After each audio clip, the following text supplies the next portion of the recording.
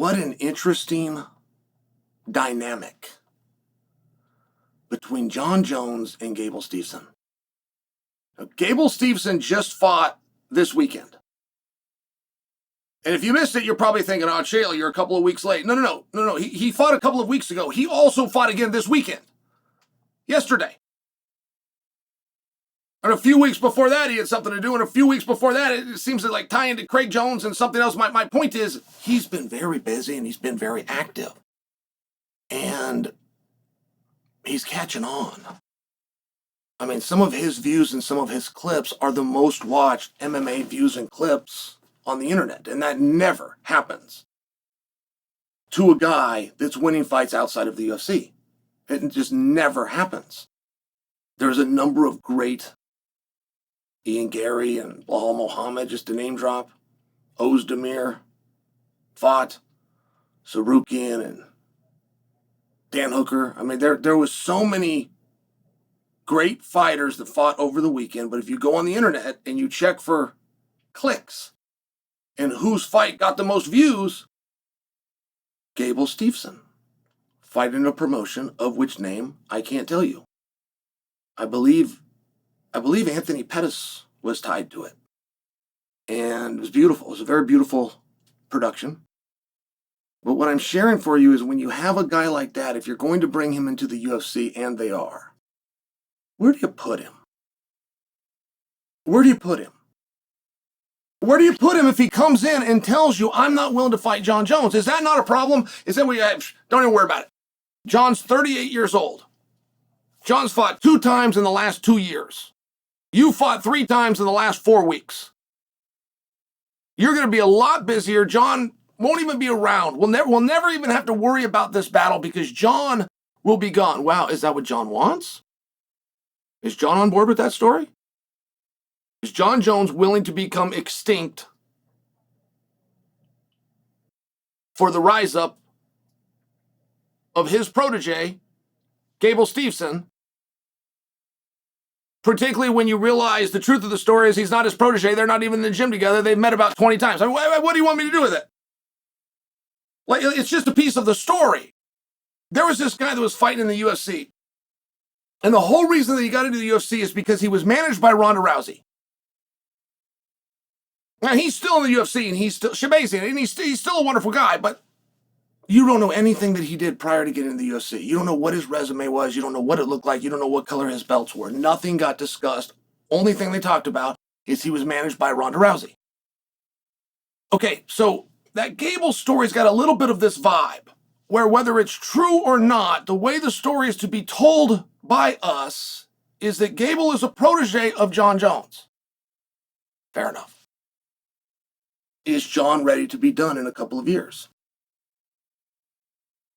Or is this what he's openly saying? Is Jon saying, hey, look, you're going to come over to the UFC, and I'm sure they're going to fast track you.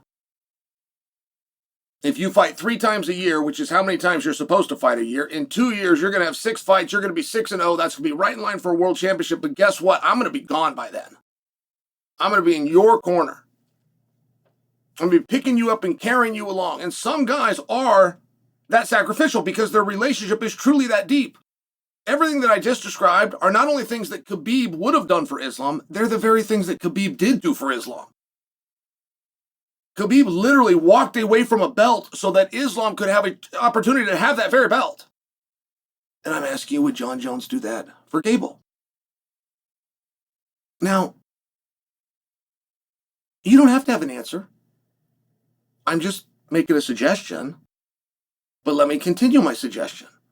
If Gable gets fast-tracked and he comes to the UFC, and it's important to Jon for whatever reason to keep his name on him and to fast-track him to a world championship, that can actually be done.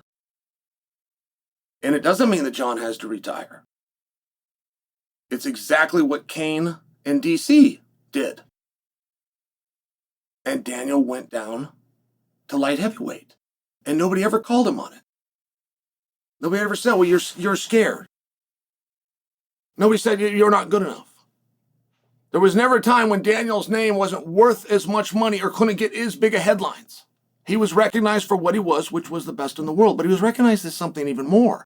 Now all of a sudden he's a cornerman and trainer, and all of a sudden he's got a loyalty and a friendship to somebody, something that's Very rare in this industry. It's a very cold business. So, what do we do about that? Gable looked great. Gable is not willing to follow the script of staying in the shadow of Jon Jones. I can promise you that. But is Jon? Is Jon willing to? Is Jon willing to be the big brother and look at Gable and find an opportunity for him? Put down the ladder, pull him up behind. Take care of whatever Jon has to take care of before Gable rises to that position. Or would Jon find his way back to 205 pounds? And then they could both compete there. They could both be champion. It's interesting. It's a very interesting proposition. You'd be stunned at the gamesmanship that people will do to not have to fight. The coldest of them all is the, hey, you're my brother. Hey, you're my brother. I would never fight you. I support you. As you just stay over there and I'll stay over here. But that's coming from Ricky Bobby. That's coming from the guy that's got the belt. That comes from the champion, the whole, hey, you're my brother and I would never fight you. Very easy to say when you're the champion of the world. What about if this guy should be the champion of the world? And believe me, I've seen every move you can possibly do to get out of a fight. And the most annoying of all of them is the whole, we are brothers, and therefore we won't fight. And I'm just asking, what would happen? Gable is clearly ready for the UFC. And there's clearly not 10 heavyweights in the world that can do what Gable can do. So what happens if he gets signed? Does he say that in the signing meeting? I'll sign, I'll fight anybody, I'll do anything that you want me to do, any way you want me to do it, as long as it's not him. Because that could sound good for a year, but a year goes by real fast, and that's only 3 fights from now. And you start to look at the heavyweight division, you start to realize, man, we don't have an easier division. We've never had this weak of a division. There's never been an era in time where an NCAA qualifier, All-American, Olympian, world member, world qualifier, Olympic medalist doesn't exist. Not just not in the top 5 or the top 10, they're not even under contract. So if you bring Gable over, it's going to be a wrecking path and he's going to get to the top quickly. When he gets there, what do we do about Jon Jones? I didn't create the story of their relationship. They did. I don't make believe that they're friends. They do. I don't pretend that Jon's training him. This is their story. But when we get to that final chapter, how is it going to be written?